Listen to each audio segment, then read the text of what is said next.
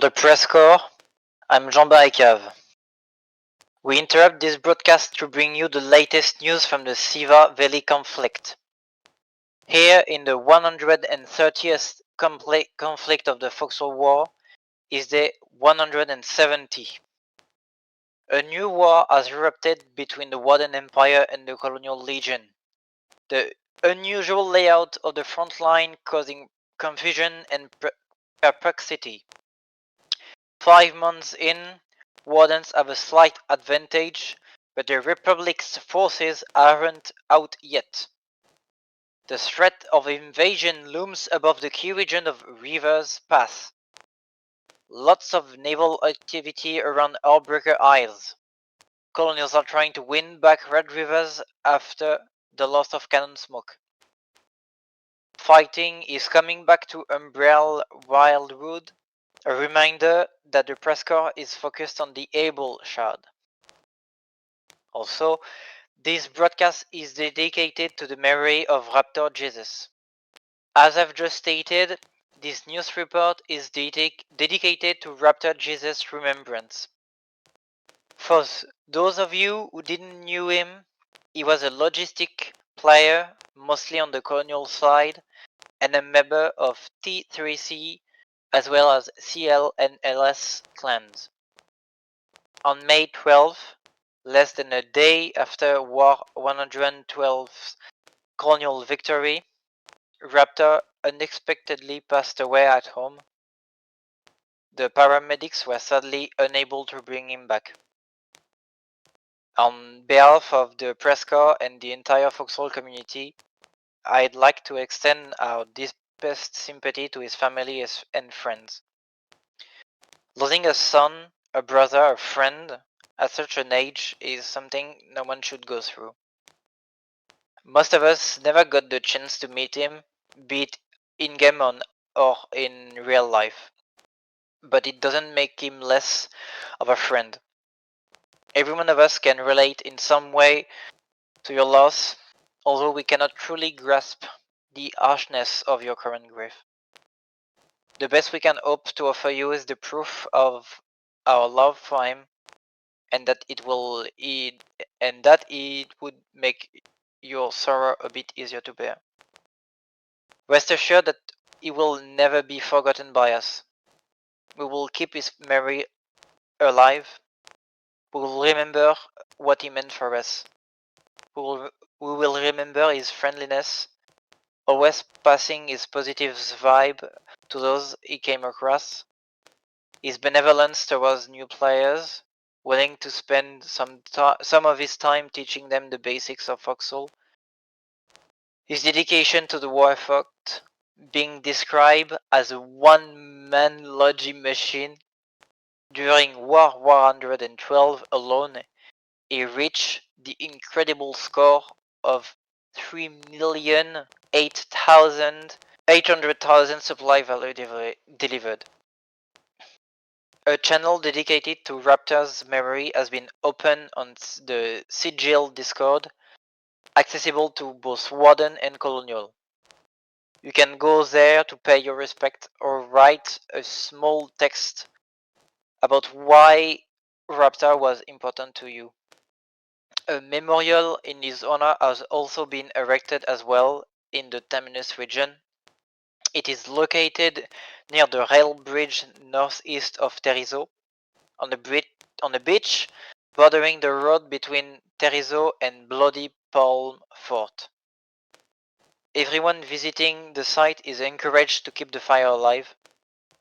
If a similar memorial exists on Warden territory, it would be great to share its location. Mere words can't properly express our feelings, our memory, our gratitude for his effort and the time we got to spend with him. Nor will any symbolic role come close to a proper salute for someone that can't be here anymore. When words or symbolic acts fail, maybe art can dream of being near that goal.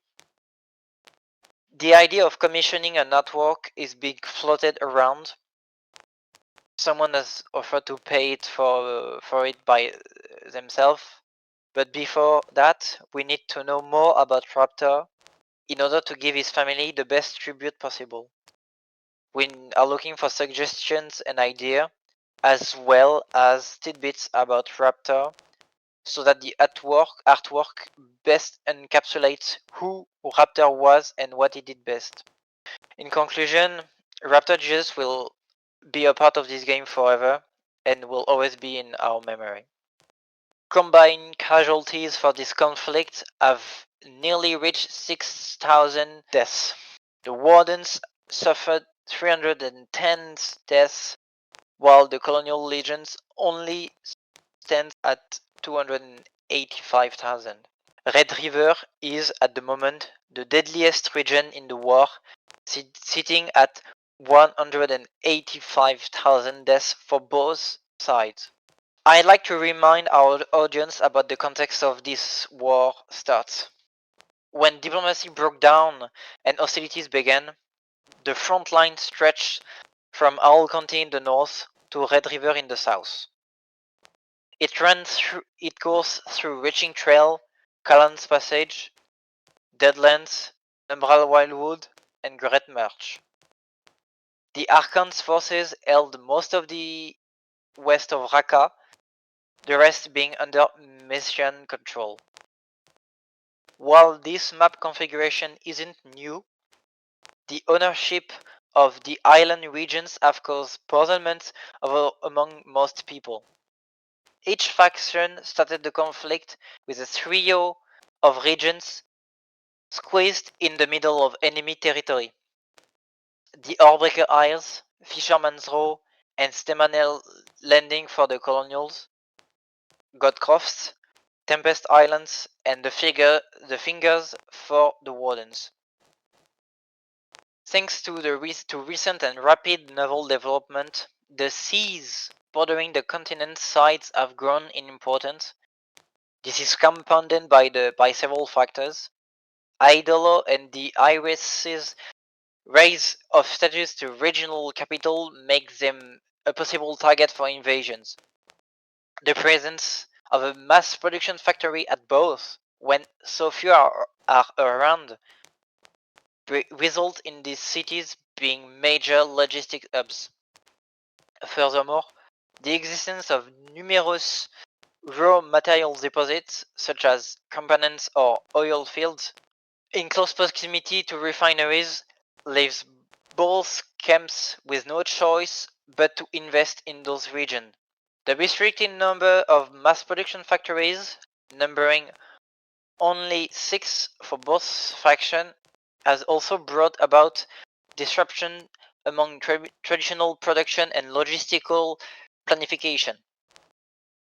There's been a distinct increase in raw materials consumption, since smaller factories' production requires more material due to under-optimization. Coupled with overstretched supply routes, it wasn't long until the first shortages were signaled. Our reporter have been told several times about increased scarcity of otherwise mundane items, such as Boma stones or even Mammon's grenades. As for the map, as of day 170, in Orbreaker Isles, the end of the Stalemate might be near. Warden's forces struck a huge blow right off the bat by ousting the enemy out of Gold Island on day 1. The region then sank into a daily routine of skirmishes at sea and coastal bombardment, and it wasn't until day 95 that the situation evolved more significantly with the capture of Silver Island in the center of the region. As technology advanced, colonial forces were forced to repel numerous landing attempts made everywhere, but notably at the dock. I witnessed such a raid myself on the night of day 147. A multi-regiment fleet composed by Scum, KRGG, Frogs, and England landed a large mechanized force and a construction vehicle on the dock. Unfortunately for them, the quick response force was swift and the invader were pushed back into the sea without too much difficulty. The Colonials even scored a major prize, almost all the supplies brought by the Wardens. The soldier garrison on the island were of course delighted. In revenge, a colonial landing was attempted on Silver Island, but this will be the topic of a written article coming out in the future date. On day 170, as I'm working on this newsflash, a landing on Grizzly Refuge successfully captured the island. One of the disputed regions at the start of the war, the capture of Hull County was swift and completed by day 21. Same scenario in Baisin Sionac, which fell soon after on day 42 to the Colonials' Legion. Wardens finally woke up from the shock when the enemy appeared on Speaking Woods, stopping him on the Reaching River's east bank. Inari Base, Wound, and Force Blatters change hands too often to put them under one faction control. As of day 170, Inari Base is back under Warden control and fighting is taking place northwest of one rolling basis. Reaching Trail was the theater of the same blitz that took over Hull County and Basin Sionac, joining Valiant territory on day 16. Since then, however, the region has clearly been a secondary front, with the action of both belligerents marked by a lack of will and conviction. Warden forces counterattacked from the moors on day 48, capturing Dwyerstone and Limestone Holdfast. The lack of interest in the region on the part of Warden High Command might explain why no major offensives were launched from these two towns during the 40 days they were under their control. The Wardens were pushed back across the border around day 183. It was then the Colonials' turn to invade the moors from Reaching Trail, just as the Archon forces had just repelled a thrust coming from Callan's Passage. Mason Republic's forces took Luke's workshop and borderline from the Wardens and kept it until day 140. The region is now fully back under Warden control. Callan Passage remains mostly in Colonial's hands since the beginning of the hostilities, with some strong points changing hands. This region is clearly one of the war's secondary fronts at the moment. The eastern part of Line of Mercy is still under mission control as well, with fighting continuing at Latter's Bridge. Lockmore is one of the hardest fought regions, with Colonials regularly making their way to Firemore's outskirts. Pushing from this region, Civish forces managed to capture the foundry on the Umbral Wildwood Lockmore border. Setting off from the northeast of Earthland, they then wrestled Goldenwood Trench out of Mission's End. The Earthland is blue again, as it was at the beginning of the conflict. The Great March region is currently split in two. The easternmost two-thirds are under colonial control. The last third on the western side of the region belongs to Wardens, the Sentry River acting as a demarcation line. Up until the loss of Cannon Smoke, Red River was the main front of the war for now. For almost 130 days, Warden advances were stopped just outside Cannon Smoke's gates. All attempts of breaking into the city ending in failure. The Colonials defender had little difficulties in resisting counterattacks, as their defenses gave them a firm footing. Taking advantage of their technological advances, Swedish forces set up a large firebase with no less than 8 Uber Lariat 120mm cannons on the 138. According to Sayre, a colonel from the Nuts Regiment, this battery was mainly the work of the Aesir coalition with help from 27th as well as GB. FMAT provided them with shells. Almost 2,000 shells ran on the city defenses in less than 2 hours. Once the nut was cracked, it was an all-infantry affair right up until the border with Kalokai. The bunker bases at the crossroad leading into Kalokais was at some point the last colonial region remaining in the region. In the wee hour of day 171, the 11E RM Regiment launched a big operation composed of several artillery groups, an infantry formation, as well as a logistical detachment. This offensive came in the nick of time. 27th Regiment were about to launch their own massive artillery barrage, with up to 8 artillery pits being confirmed by colonial reports. According to Quicks, an 11 ERM lieutenant colonel, they destroyed up to 5 to 6 Warden cannons. And according to Warden sources, 10 cannons were supposed to be set up at this place. At the time I'm writing these lines, the colonial infantry is trying to cross the bridge towards Victoria Hill, but it's a perilous endeavor as the Wardens have the advantage of having their defensive work on the heights of the hill. For the moment, the people of Kalokai are still breathing easy, but have no illusion about what's to come. Every day without enemy presence in the area is used to reinforce defenses and prepare for a protracted battle. The Finger was once again one of the most active fronts from the get-go, initially within Warden territories. By day 20, they were robbed of the westernmost part of the region. The apparition of 120mm cannons meant the valiant soldiers were facing a threat they couldn't thwart. They could only watch the relentless, uninterrupted rain of shell pouring down on them. Soon, only Headsman Villa remained.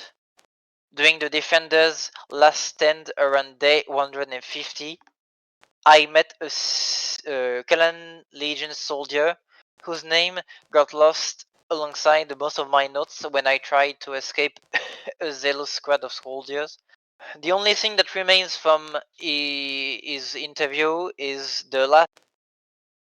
Sorry, I have some technical difficulties. What only remains of this interview is the last thing he said to me. A malicious intent is on his face. He asked me a question. Do you feel concerned about Kiel's safety? Because you should. Colonial forces have hastily built a series of defenses at the end of the Plank House Peninsula, which continues into Rivers Pass area. This key region, with its refinery crucial to the logistical support of the southern front line, may soon be the theater of combats. While finishing this report, an unknown colonial force took Arkoza in Goldcroft away from the Wardens on day 170. You may be under the impression that the reporting about some region was somewhat lacking. The PressCorps is experiencing some difficulty getting information on time. In those cases, written article will be published in the near future, retracing the events we were unable to cover on the radio. As for the weather, I am pleased to announce that no rain or snow have been reported. Go to PressCorpsGaming.com/weather for the latest weather readings gathered by our volunteer Storm Chaser Corps and become a Storm Chaser yourself. For the PressCorps, I'm Jean Barricave. The PressCorps is an all-volunteer creative collective of reporters, broadcasters, artists, and more from the MMO video game Foxhole, Developed by Siege Camp, our mission is to engross our audience in and amplify the stories of this unique war ecosystem. The PressCorps was founded in 2018 by former Planetside 2 Radio Free Auraxis host, CaptainInArms. It is a separate community entity and is not officially representative of Siege Camp.